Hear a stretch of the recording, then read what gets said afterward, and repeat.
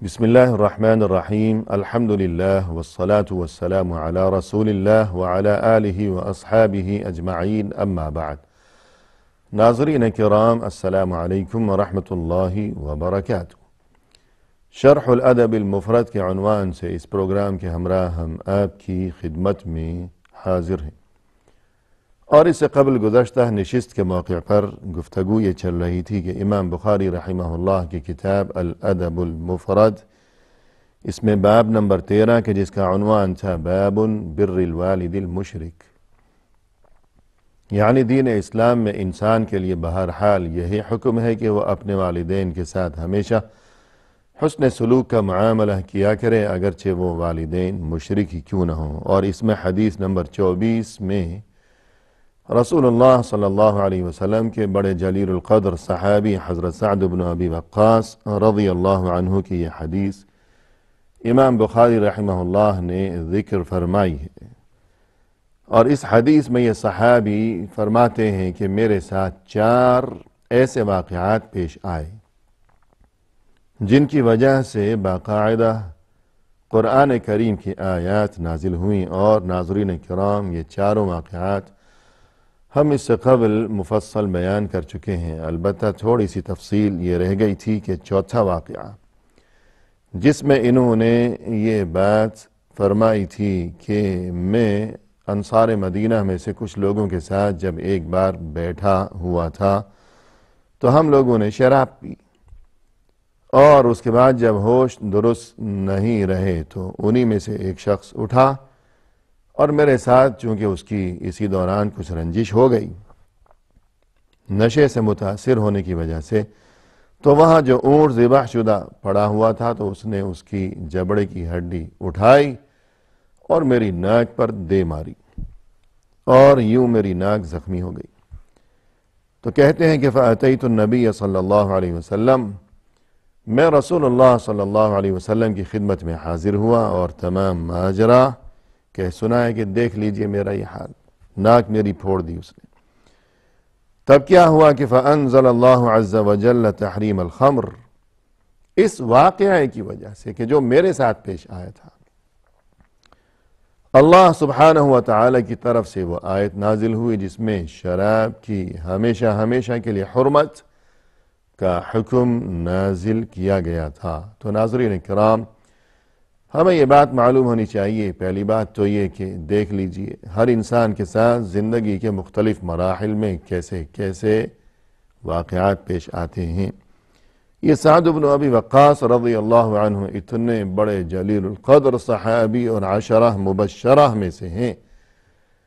یعنی تمام صحابہ کرام کی برگزیدہ ترین جماعت میں سے وہ 10 خوش نصیب ترین افراد جنہیں اس دنیا کی زندگی میں ہی رسول اللہ صلی اللہ علیہ وسلم نے جنت کی خوشخبری سے شاد کام فرمایا، 10 مبشرہ،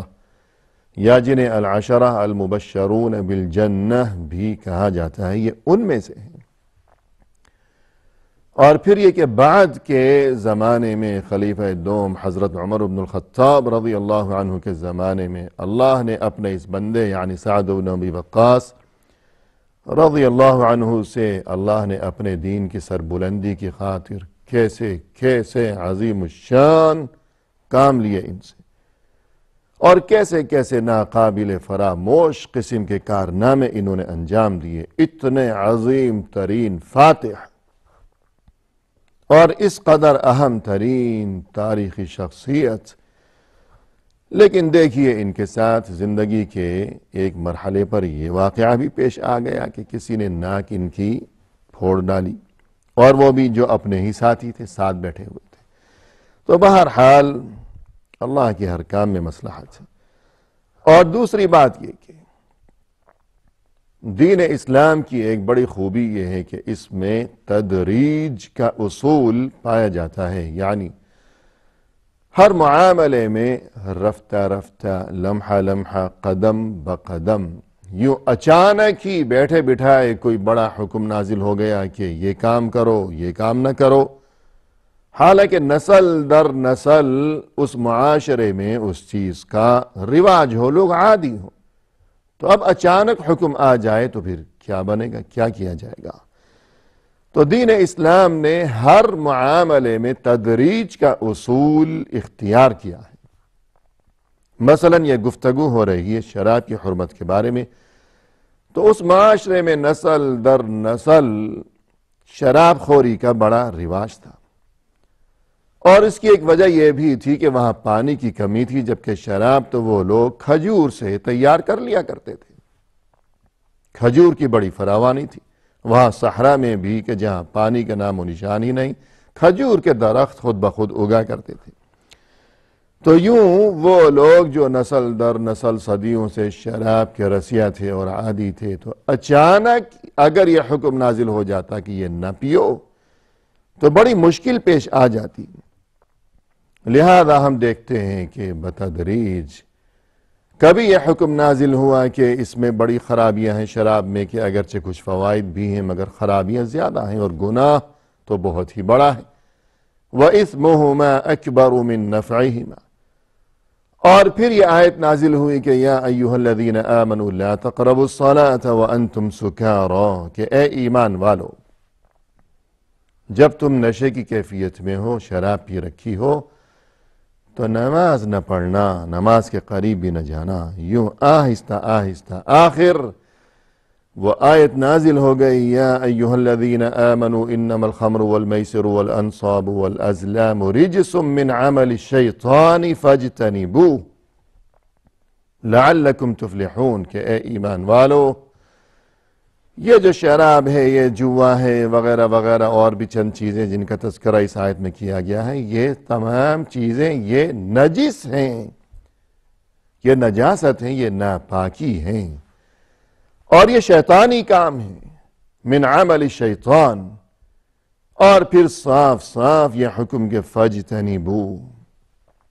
لہذا تم ان چیزوں سے بچتے رہو، لعلکم تفلحون، اس لیے کہ دنیا و آخرت میں تمہارے لیے کامیابی و کامرانی اور صلاح و فلاح کا راز اسی بات میں پوشیدہ ہے کہ ان چیزوں سے تم ہمیشہ اپنا دامن بچائے رکھو۔ اور ان چیزوں میں سب سے پہلے شراب کا تذکرہ کیا اس آیت میں، تو یوں قطعی اور آخری حکم نازل ہو گیا شراب کی حرمت کے بارے میں۔ اور یہ حکم تب نازل ہوا کہ جب حضرت سعد بن ابی وقاص رضی اللہ عنہ کے ساتھ یہ واقعہ پیش آیا، تو یہ 4 واقعات ان کے ساتھ پیش آئے جن کے نتیجے میں یہ فرماتے ہیں کہ قرآنی آیات نازل ہوئیں۔ اور ان 4 واقعات میں سے چونکہ سب سے پہلی بات وہ تھی کہ ان کی ماں مشرک تھی اور وہ انہیں بھی شرک پر مجبور کیا کرتی تھی، لہذا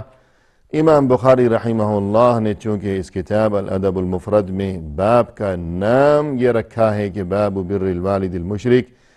کہ انسان کے لیے ضروری ہے یہ بات کہ وہ اپنے والدین کے ساتھ ہمیشہ حسن سلوک ہی کیا کرے اگرچہ وہ مشرک ہی کیوں نہ ہوں۔ اور ان 4 باتوں میں سے ایک بات یہی ہے کہ ماں مشرک تھی ان کی، اور وہ آیات نازل ہوئی تھی، لہذا اس وجہ سے یہ حدیث امام بخاری رحمہ اللہ نے یہاں اس باب میں درج فرمائی ہے۔ اور آگے ناظرین کرام اسی باب کے تحت حدیث نمبر 25 امام بخاری رحمہ اللہ فرماتے ہیں عن اسماء بنت ابی بکر قالت اتتنی امی راغبہ فی عہد النبی صلی اللہ علیہ وسلم فسألت النبي صلى الله عليه وسلم أفأصلها؟ قال نعم. قال ابن عيينة فأنزل الله عز وجل فيها لا ينهاكم الله عن الذين لم يقاتلوكم في الدين الممتحنة 8. اسماء بنت ابی بکر رضی اللہ عنہما، یعنی حضرت ابو بکر صدیق رضی اللہ عنہ کی یہ بیٹی جن کا نام ہے اسماء رضی اللہ عنہا، یہ فرماتی ہیں کہ ایک بار ایسا ہوا کہ میری ماں مجھ سے ملاقات کے لیے آئیں، یعنی ان کی والدہ ابھی تک وہ مسلمان نہیں ہوئی تھیں، شرک پر ہی قائم تھی، تو اس دور کی بات ہے کہ وہ مشرک تھیں یا مشرکہ تھیں، اور یہ کہ اس زمانے میں وہ مجھ سے ملاقات کے لیے آئیں، اور میں نے محسوس کیا کہ وہ جو آئی ہیں تو کیفیت یہ تھی کہ اتتنی امی راغبہ، راغبہ یعنی ان کی کیفیت یہ تھی کہ وہ کچھ رغبت کا اظہار ان کے انداز سے ہو رہا تھا کہ آخر ماں بیٹی کا رشتہ ہے، دین تو جدا ہو چکے مگر خونی رشتہ تو برقرار ہے، تو یوں بیٹی سے ملاقات کی رغبت اور اس کا حال جاننے اور خیریت دریافت کرنے کی رغبت، اور اس کے علاوہ مزید یہ کہ جیسا کہ اکثر اہل علم کا یہ فرمانا ہے اس واقعہ کے حوالے سے کہ انہیں کچھ رغبت تھی اس بارے میں بطور خاص کہ بیٹی کی طرف سے کچھ مدد ہو جائے، مالی مدد وغیرہ، حسن سلوک، صلہ رحمی، کچھ مالی سلسلہ ہو جائے، تو اس چیز کی رغبت اور امید لیے ہوئے وہ میرے پاس ایک بار ملاقات کی غرض سے آئیں۔ فی عہد النبی صلی اللہ علیہ وسلم، یعنی رسول صلی اللہ علیہ وسلم کے زمانے میں نے رسول اللہ صلی اللہ علیہ وسلم سے دریافت کیا کہ افاصلها، یعنی اے اللہ کے رسول ارشاد فرمائیے میری ماں آئی ہیں اور انداز ایسا ہے کہ ان کی خواہش یہ ہے کہ میں بھی جواب میں صلہ رحمی کا معاملہ کروں، حسن سلوک کا معاملہ کروں، تو کیا میں صلہ رحمی کروں اپنی ماں کے ساتھ؟ یعنی چونکہ وہ مشرک ہے تب بھی میں صلہ رحمی کروں۔ اور یہاں ناظرین کرام یہ بات قابل ذکر ہے کہ یہ حضرات، یہ ہستیاں اور یہ جلیل القدر شخصیات یعنی رسول اللہ صلی اللہ علیہ وسلم کے صحابہ کرام رضوان اللہ علیہم اجمعین، تو دیکھ لیجئے کہ دین کے ہر معاملے میں قدم بقدم ان کی کیفیت یہ تھی کہ ہر بات رسول اللہ صلی اللہ علیہ وسلم سے دریافت کیا کرتے تھے اور اس کے بغیر پوچھے بغیر اپنی طرف سے کوئی اقدام نہیں کیا کرتے تھے۔ یہ ان کا جذبہ تھا دین سیکھنے کے بارے میں۔ تو یہاں بھی ان کی یہی کیفیت ہوئی کہ رسول اللہ صلی اللہ علیہ وسلم سے دریافت کیا، اپنی طرف سے کوئی تصرف نہیں کیا، تو پوچھا کہ کیا میں صلہ رحمی کروں؟ رسول اللہ صلی اللہ علیہ وسلم نے فرمایا کہ نعم، ضرور، جب وہ تمہاری ماں ہے، ملاقات کے لیے آئی ہے اور صلہ رحمی کی امید لیے ہوئے آئی ہے کہ اس کے انداز سے یہ بات ظاہر ہو رہی ہے، اب تمہیں ضرور اپنی ماں کے ساتھ صلہ رحمی اور حسن سلوک کرنا ہی چاہیے، اگرچہ وہ مشرک ہی کیوں نہ ہو۔ جو راوی ہیں اس حدیث کے ابن عیینہ، وہ فرماتے ہیں کہ اس واقعے کی وجہ سے اور اسی موقع پر اللہ کی طرف سے یہ آیات جو کہ سورہ ممتحنہ کی آیت نمبر 8 ہے، یہ آیت نازل ہوئی کہ لا ينهاكم الله عن الذين لم يقاتلوكم في الدين ولم يخرجوكم من دياركم ان تبروهم وتقسطوا اليهم ان الله يحب المقسطين، کہ دیکھو وہ لوگ جنہوں نے تمہیں ستایا نہیں، جنہوں نے تمہیں وہاں مکی زندگی میں گھر سے بے گھر ہو جانے پر جنہوں نے مجبور نہیں کیا، اور نہ ہی وہ لوگ تمہارے خلاف کسی جنگ کے موقع پر وہ شریک ہوئے، کسی جنگ کا وہ حصہ بنے ہیں کبھی تمہارے خلاف، بلکہ صلح پسند اور بے ضرر قسم کے لوگ ہیں اگرچہ مشرک ہی کیوں نہ ہو۔ تو اللہ تمہیں اس بات سے ہرگز منع نہیں فرماتا کہ اس قسم کے جو مشرک ہیں کہ تم ان کے ساتھ حسن سلوک کا معاملہ کرو، ان کے ساتھ حسن سلوک سے اللہ تمہیں منع نہیں فرماتا، اس لیے کہ جب انہوں نے تمہیں ستایا نہیں، کوئی اذیت نہیں پہنچائی، کوئی تکلیف نہیں پہنچائی، بلکہ سیدھے سادے صلح پسند اور بے ضرر قسم کے لوگ ہیں، تو اگرچہ مشرک ہی صحیح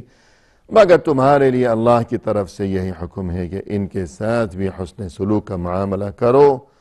اور ان کے ساتھ بھی ہمیشہ ایسا معاملہ کرو جو کہ انصاف پر مبنی ہو۔ وَتُقْسِطُوا إِلَيْهِمْ، کیوں؟ اس لیے کہ ان اللہ یحب المقسطین، اللہ تو ہمیشہ انہی لوگوں کو پسند فرماتا ہے جو کہ انصاف پسند ہوا کرتے ہیں، جو دوسروں کے ساتھ انصاف سے کام لیا کرتے ہیں، تو اللہ بھی انہی لوگوں کو پسند فرمایا کرتا ہے۔ تو یہ آیات نازل ہوئی، تو اس سے ناظرین کرام یہ بات واضح ہوئی کہ مشرکین میں سے وہ لوگ، وہ والدین ہوں بطور خاص یا دیگر احباب ہوں، رشتہ دار ہوں یا جو کوئی بھی ملنے جلنے والے ہوں،